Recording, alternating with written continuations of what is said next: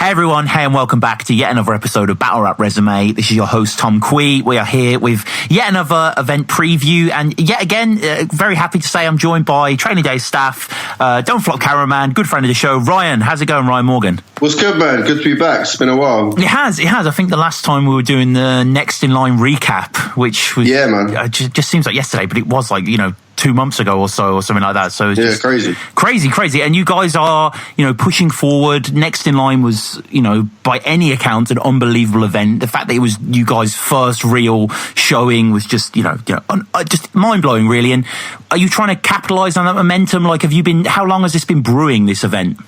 A little while. We always targeted February as the month we wanted to do another event, because we thought January, not really worth going near January, really. Late January, obviously, to Scotland. So I think anyone else in January wouldn't really fit, and no one has got any money in January. Everyone's dieting, all that. We always talked about February, and then credit to Danny. Danny's put this card together. It's a dope card, so yeah.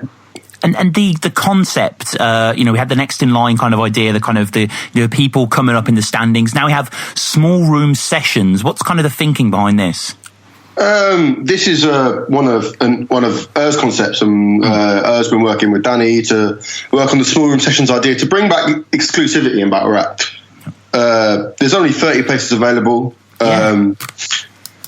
The Next in Line, if you were on Viewpoint the day before Next in Line, it was who's selling a ticket, who's got this, has anyone got a spare ticket? People wanted to be at the event, and with only 30 places available, it's going to be hard to get a ticket. So it's trying to bring back exclusivity.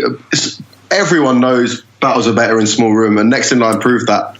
It's just a thing that Don't Flop are going to be trying now. Yeah. It's really cool. I mean, I myself RSVP'd to Dean at Don't Flop. We are recording this obviously way before the event, way before even people have said if they're going or not. Do you have any idea how many emails he's got so far?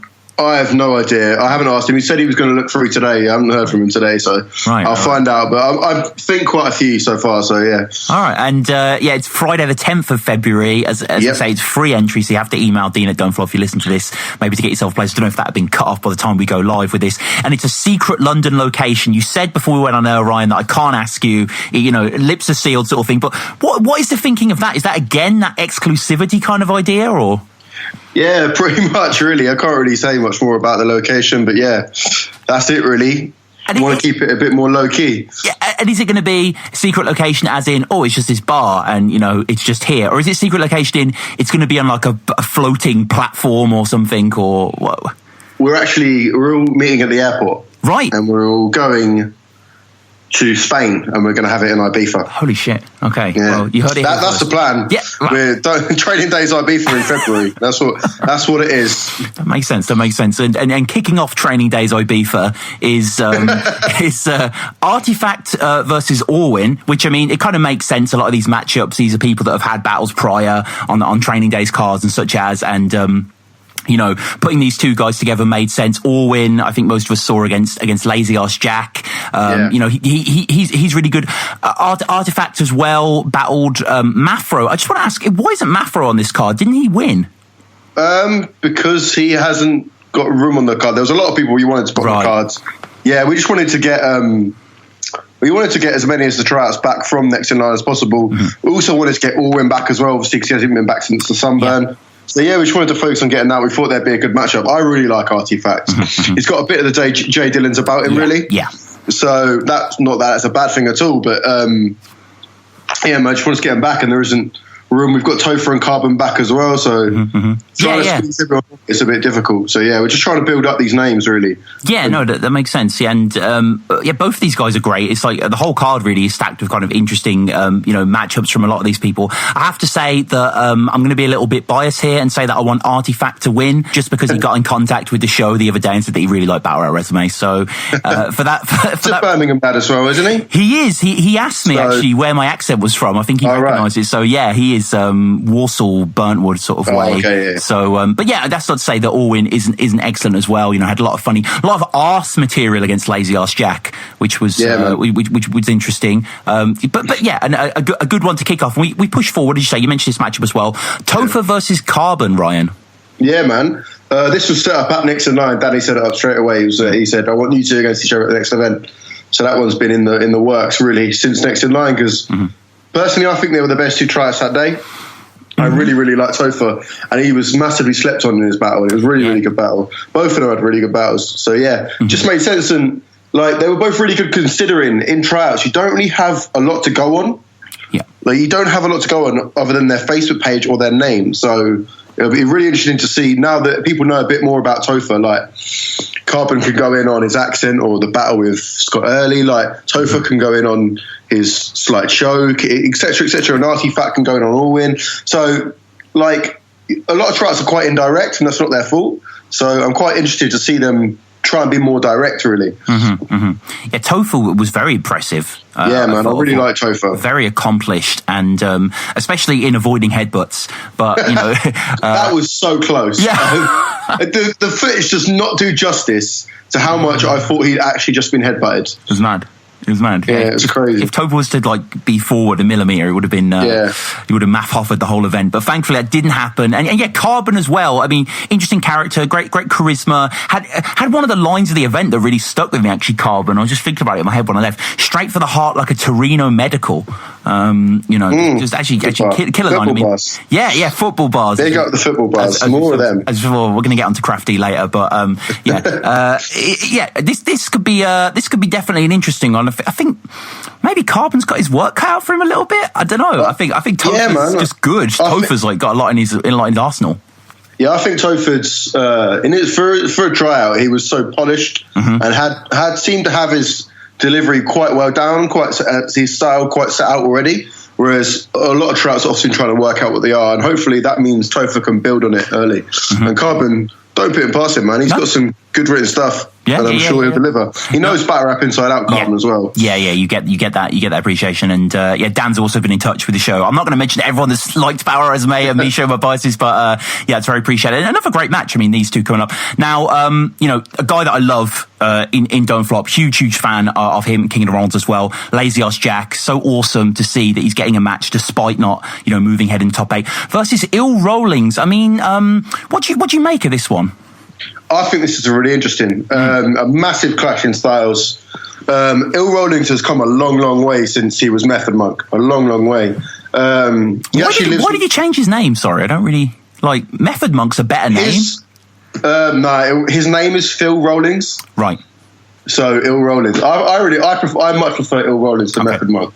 But they're both pretty good names. But he's come a long way, and he just wanted to reinvent himself because he's admitted that Method, the way he was performing, it wasn't really right, and he's come a long way since then. And he actually lives down the road from me, so we get trains to events and stuff. And we were doing we did some mentoring things with Shuffle T and Marlowe before the Headhunters final with Ill Rollins and Seuss, and just talking to him on the way back, like he's learned a lot from them too, learned a lot from just being involved in Headhunters. He's come a long way. That being said, I think Lazy Ass Jack's one of the best tryouts of the year. Yeah.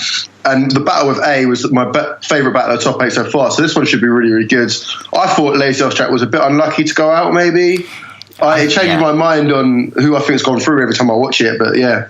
I think this should be a good battle. Yeah, I just think A's good enough already. Didn't really need the top 8, whereas I think Lazy Ass Jack made more sense for his development. But hey ho, you can't go into judging a battle thinking that though. And yeah, I suppose so. I mean, but it's good to see Lazy, and we'll get on to Bear shortly. That both of them are still being given chances. It's not like the top 8 was a be all end all. And Lazy is a fantastic writer. I love listening to this guy's material. Very, very informed. Anyone that can do a bar about Emmanuel Kant's steeple is good with me, and excited to see this, and just Lazy, his presence as well. I think in a small room, obviously he's quite a towering guy in himself. I think he'll really ride off that energy. Yeah, man. I think he had a lot of at Next in Line. He had a lot of little things that really screwed up his momentum a bit, where he was just a bit surprised by people's reactions. yeah. He does this. It's quite endearing, where he's just like, "Oh, thank you," but like, cheers for reacting. He does that quite a bit, which is he needs to stop. By the way, if you're listening, stop doing that. I'm sure he's listening. Yeah, expect reactions. Have confidence in your material because you're really good, Jack. So no, he is. Yeah, and he's not against someone who's really short as well, which should be fun. But much more easier to film because the A one was a struggle. Yeah, so it's going to be yourself on the camera then.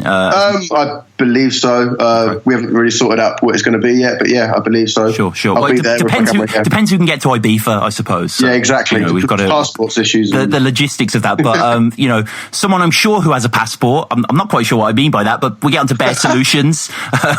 Seems like quite a well-travelled guy versus Conquer B. Now, Bear has, been leaving from performance really. And, the Zayn Azrai wasn't necessarily his greatest showing, but the circumstances behind it were very difficult. And when you're going against the returning Zayn Azrai in a drunk Friday room, you know what I mean? It's going to be hard for anyone. Very cool that he's going against Conquer B, who, is no slouch. Yeah, this is the battle of people who lost in the semi-finals. Yeah. No, Bear Solutions has no shame in losing to Zayn Azrai because I genuinely think Zayn had one of the performances of the weekend. Oh, yeah, massive. The energy was insane and it was incredible. And Conquer B, he has some making up to do, I think. I think he was a massive letdown versus iKids, and I think he knows that himself.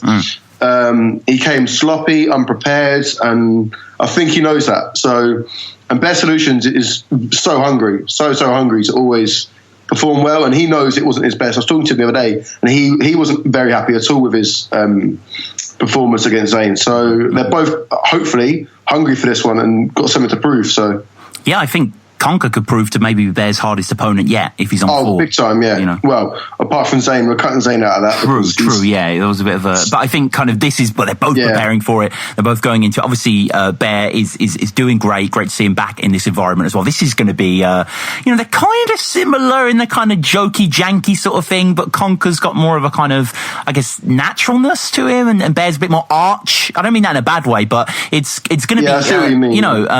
They're kind of, similar sides of a different coin. But we get onto the top 8 tournament, which, in case you might have forgotten about it because it's not necessarily been front and center, but it's still going. And Jace versus Yorks. Yeah, man. Well, Yorks unfortunately couldn't have his quarterfinal due to Ambi pulling out, but it was too late to sort out a replacement, so he just got given a bye. And now he's up against Jason in the semi-finals, which should be good. They're fairly good friends. In the group chat we have for the top 8, they're constantly going at each other. Right. So, yeah, it should be good, man. I'm excited for that one. Yeah, no, I think this one has special nostalgic resonance for myself because when I tried out all those years ago against Turner, Yorks tried out, Jace turned out as well. So it's, tear in my eye. So did A as well. So did Immoral, but where the hell's that guy? Yeah. But yeah, no shout out Immoral. But yeah, this is a fun one. I think it's definitely, they have very, very, distinct styles, don't they? Yorks kind of has that clowny mentality. Like, I was recently watching Yorks versus Lex, and Yorks is sick in that battle. Like, he's really good. Yorks is really great. He's just not been around for a while, so a lot of people sort of forgotten how he actually is really funny. So, and I think it's a really good clash. Like, Jace came a long, long way from his Billy Cypher performance where he was... I think he'll admit that he was dreadful, and he come a long way in the iKid battle, and even further in the Best Solutions battle. And I was delighted for him that he got the win because no one gave him a hope in hell, and he got the judge's decision against Best Solutions. So big up to him, and it could be 8 Mile here if Chase goes and wins the top 8. Chase Mile. Jace, yes. Yeah, I expect Yorks will Photoshop something about that soon. So yeah, that would. But yeah, this is going to be another interesting. I mean, I always like to see Jace perform. He has a great. I mean, people do the whole Gemini thing, but I like just seeing his aggression, his full-throated passion. It's quite an interesting element to the top 8. And we got into the other semi-final, A versus iKid, which I mean, excellent stuff. They both have that kind of long, slightly kind of like wincy wordplay stuff that still works really well. I think we're going to see a lot of intelligent writing here. Yeah, we thought we picked the matchup sort of semi-finals. Obviously, we thought that these two were the best possible battles. Obviously, because Jace has already battled iKids, so that one was ruled out. So we thought that these two will bring the best 2 battles out of the semi-finals. So yeah, and A's dope, man. A's really, really good. That Laser's track back, I've already touched on how good it was, and he goes from strength to strength every battle. And iKid gets better every battle as well. Had Hulk on the show recently, and I watched him versus iKid, and iKid shows out in that battle. iKid gives a clinic, gives a great performance. So yeah, this will be a good one. I mean, Ryan, let me force your hand here. Jace Yorks, who wins? Don't, because I know they'll listen to this and get on my case. But I'm gonna go. Let's flip a coin here. Wait, I've got a coin. No, I want a decision. No. What does your gut feel? I'm going to say Yorks. Right. Oh, okay. No. Yeah, I'm going to go Yorks. Yeah, I'm going to stick with that. Okay. He described me his favourite training day staff member, so go Yorks. This episode is full of biases, but yeah, we'll... I've got Jace. Personally, ooh. I've got Jace. I think Jace is just going to take it a bit more seriously. But okay, so an A versus I kid. Do you have a winner there, Ryan? I'm going to edge it to A. Yeah, I think A. So what we're saying, like an Jace or Yorks versus A. I mean, it'd be great to see Jace versus Shocks. It would. That's kind of what I want to see more than anything. That is the battle I most want to see in the world. Yeah, it would be amazing. That is Daniel and Mr. Miyagi just sort of facing off. That would be that would be wonderful. But we get to the two main events. These were the first ones announced for the card to kind of alert us, and these are both some great battles. First of all, Danny Jack, your boss, versus Dank. Yeah, man, this one should be really good. I think someone spoke about it on Viewpoint a long time ago, and it just makes sense. Danny's wanted to battle. After Next in Line, Danny said, I want to battle again. Before he was like, I don't really want to battle, I want to focus on training days. But after Next in Line, he said he wanted to battle. So I'm not surprised he set himself up. And Dank obviously had he lost in his 8th birthday battle.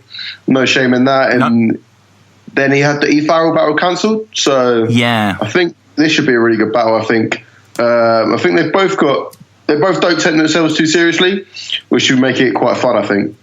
Yeah, I think this will be really, really good. Obviously, Danny is on the upswing following the Raw's performance, and I guess just the confidence gained from just running such a cool entity and Don't Flop and it being so successful. He really, really is showing out here. But Dank JB to me is still one of the battles of the year, and I think Dank is just sensational in that. Like, I watch that battle regularly. I'm too much of a Dank fan to say that he won't take this. I just think he's too good. I think people are underestimating Danny. People that haven't seen the Raws battle. If he brings 3 rounds of his first round against Raws, then he could easily take this. But they'll both have to be on form to take it. I think this is a really good battle. And the best environment for it, I think, Oh, yeah, big time. 30 people, like, Jesus Christ, I can't believe that. And topping off the card, make no bones about the fact that I'm a huge fan of Crafty. He's been on the show many times. I just think he's a fantastic writer. But getting Kid Verbal back, that's quite a coup, isn't it? Yeah, man, it's something we spoke about. I remember I was at Danny's house just talking about training days early on, and we were watching a Kid Verbal freestyle video he put out, and we were like, we've got to get this guy back, man. He can rap.